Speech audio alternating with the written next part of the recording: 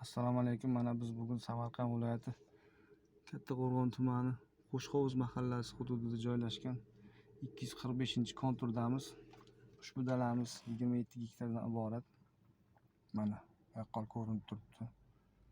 Ushbu maydonimizning bo'yiga kelsak 300 metr, eni esa 900 metrdan ziyodroq tashkil qiladi. Jami 27 gektar.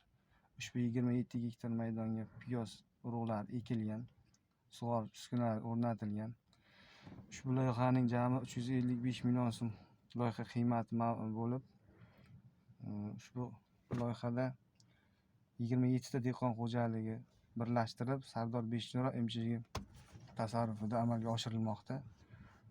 Mana hozir sug'or jarayonlari mana ketmoqda. Piyozlar ko'karib qolgan. Ushbu loyiha bo'yicha har bir dehqon xo'jaligi o'rtacha 80-90 tonnadan hosil olib, 80-90 million so'm daromad olish ko'zda tutilmoqda.